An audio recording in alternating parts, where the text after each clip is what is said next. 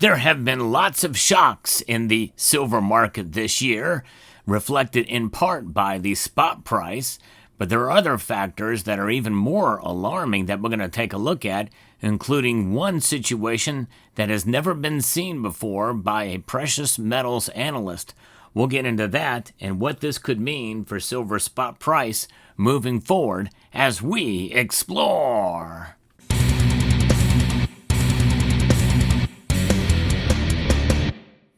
It's been fascinating to watch the silver market move. In fact, there's a lot to learn. There's a lot of complexities in the silver market itself that I still have yet to fully grasp. But nonetheless, one thing is for sure, we are seeing silver in the midst of a bull run. In fact, some have commented and said, well, what's silver bull run? Well, it's pretty evident what's going on, especially if you look at what silver's done over the past 6-8 months. And especially this year, silver has been on fire. There's no question. And it doesn't seem to be like there's much sign of slowing down, although we have seen sort of a cap, at least at the immediate future. But many feel that what's going on behind the scenes should cause silver's price to skyrocket much more. Based off of what we're seeing in some data, especially with the Comex and LBMA, it seems like the price should just rocket up way past $50 an ounce. Especially when you consider that the last time it was $50 an ounce, well, it was in 2011, and $50 back then is a whole lot different than $50 today, and due to inflation.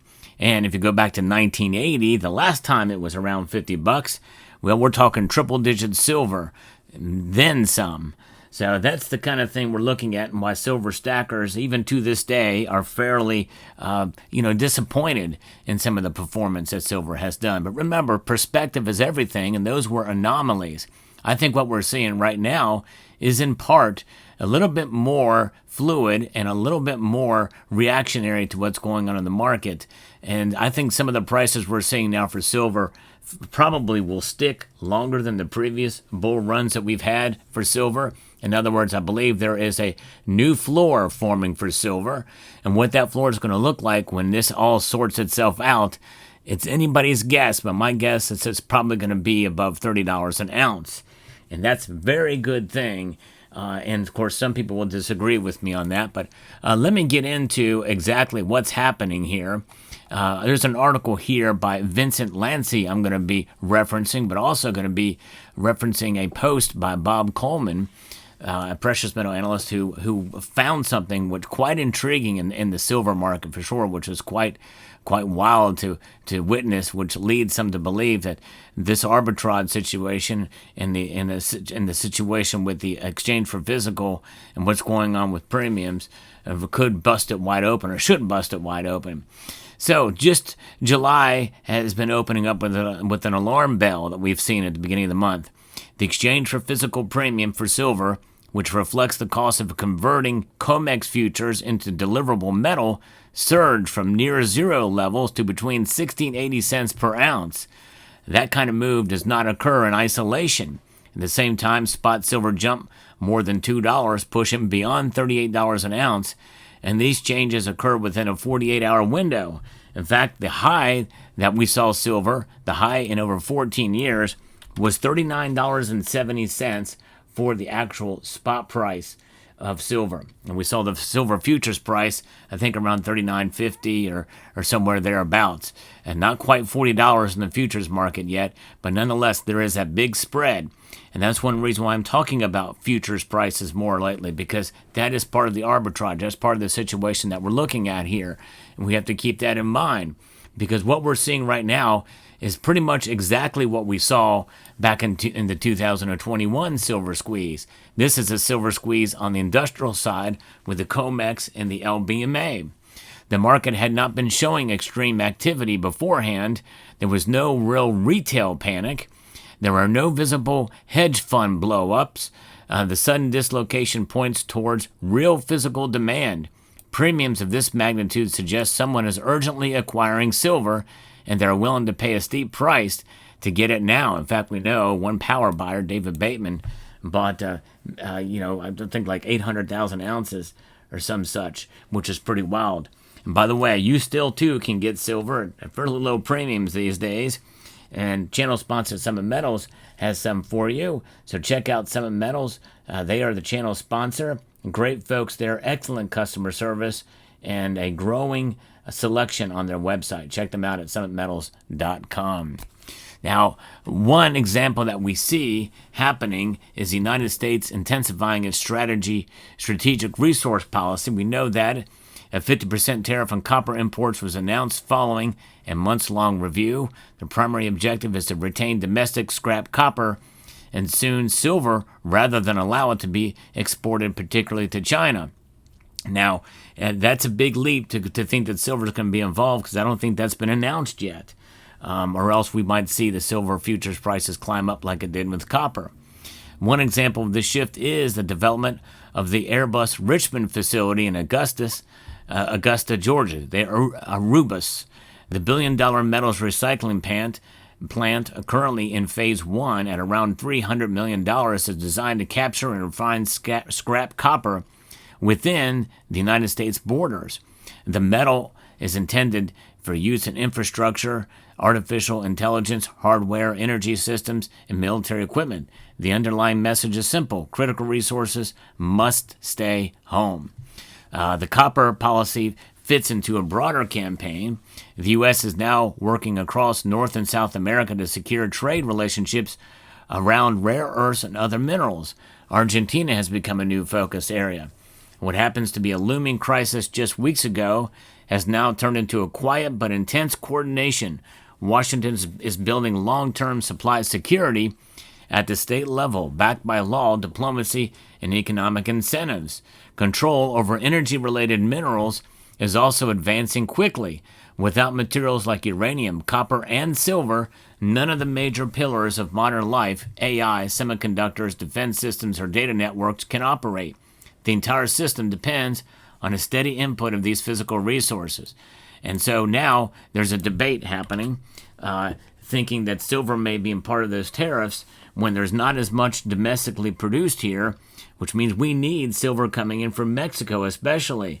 So this is where the debate lies as to what's going on. I think that really the Comex and the LBMA and everybody the trading inside of those areas and those tracking the commitment of trader reports, well, they're panicking right now because they think that silver will be involved in this.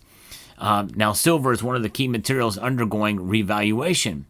And so that is something that's going to look to see if its role in the energy transition and digital infrastructure is increasingly obvious. We know that. The jump in the EFP premiums suggest the market is beginning to reflect this. When futures contracts trade far below the cost of sourcing physical metal, it signals that investors and industrial users are willing to absorb that cost difference. This implies urgency, not arbitrage in this case. Of course, I think it's the opposite what's happening there, is that the futures prices are trading way up and much lower than the actual cost to produce these metals. Remember, most of silver is mined as a byproduct of other metals like copper, lead, and zinc. Historically, metals like copper and nickel were prioritized during wartime and industrial build-outs. Silver may now be entering that same category. The premium movement is not speculative noise. It's an early signal that something has changed in the supply chain, and that's very well could be. And the way they could be quiet about it, and that could be something too, because they want to capture as much silver as they can at a low price, especially considering how critical development is in AI and in defense, especially those two areas that Trump has prioritized as much needed here in the United States. Outside the U.S., control over minerals flows is also shifting. China has spent the last decade establishing dominance over African resource output, but political instability and a wave of coups are beginning to disrupt that control. European governments have yet to commit to clear alignment, and many are waiting to see how the new trade blocs form. The shifts are not abstract. The movement of these metals reflects new priorities in global policy. These countries that control their supply chains will be the ones at functional energy grids and productive militaries and competitive tech sectors. And as evidence of that, Bob Coleman has an SLV ETF alert that he posted yesterday, or a couple days ago by the time you see this video. 0 shares available to short the SLV ETF all day long. And he has not seen this ever before. At least he doesn't think he's ever seen it before. It may have happened, but the chart that he shows, it just, it's crazy. It's wild to see it. And the inventories, of course, we don't have the monthly reports out of the LBMA yet, but we know there is heavy pressure in both the Comex and LBMA.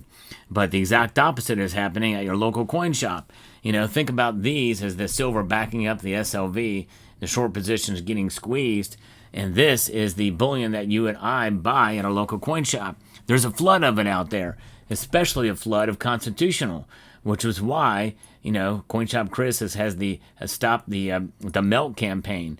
We need to hold on to this stuff. This stuff is crucial. And a lot of that stuff is going back and feeding the beast of the futures market, or the futures, or the ETFs, to be melted into 1,000-ounce bars to fulfill those contracts. Don't give in to that. That's another reason why you should not sell, if you can help it, to your local coin shop, because some of that stuff, including this stuff, even some of these, very well could be sent in for a quick buck from local coin shops and even big bullion dealers, in order to fulfill the needs of the big boys, while we get squeezed out, and there's no more left of this, especially the constitutional.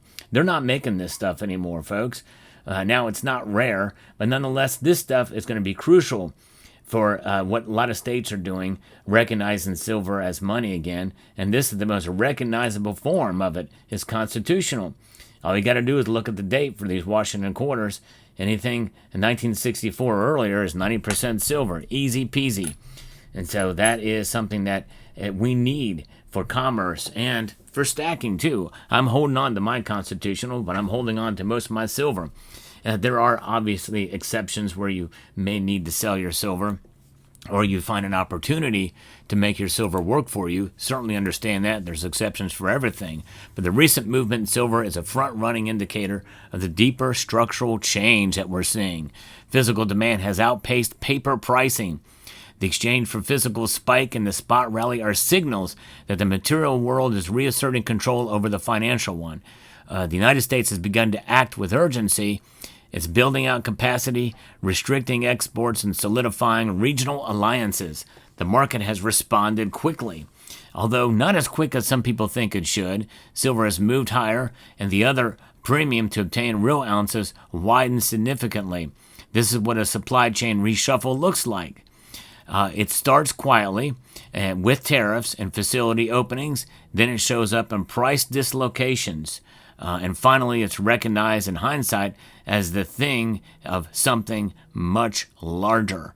And that's going to be the start of where it could be. So in other words, this is one of those situations where, this could be the very, very beginning of a much greater rally coming once everybody makes sense of all this and starts to see what's going on and with the supply chains and where some of that silver physical demand is going to be going. And we could see silver's price climb dramatically.